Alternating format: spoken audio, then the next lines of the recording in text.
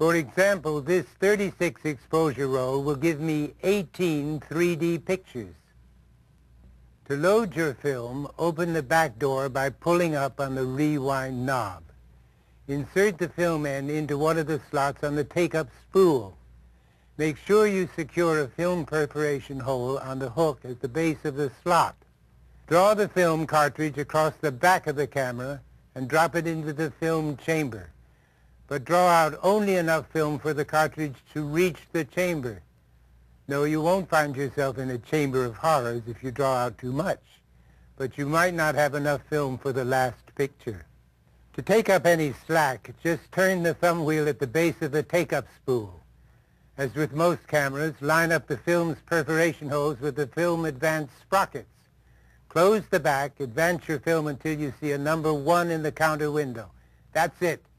You're ready to take 3D pictures. Each time you take a picture, make sure the lighting selector is at the right setting. Sunny, partly sunny, or cloudy indoors. Not cloudy indoors, it means cloudy or indoors. When you're outside, choose any of these depending on the lighting conditions. But when you're indoors, set the aperture selector to cloudy indoors.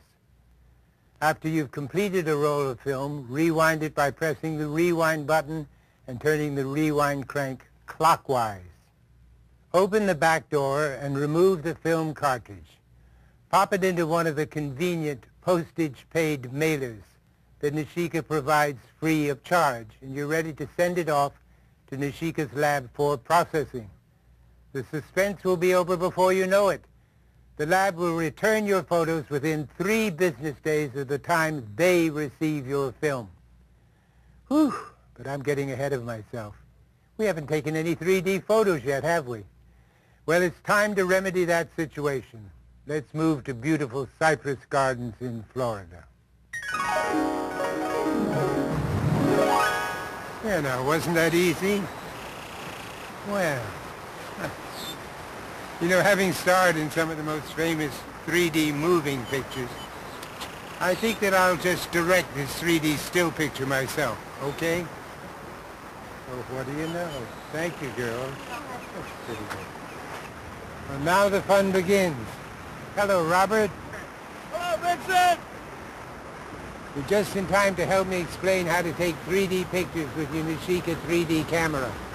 Let me introduce you to my friends, Robert and Carol McMahon, and their children, Kevin and Cindy. You know, taking pictures with your Nishika is really not very different from using an ordinary two-dimensional camera.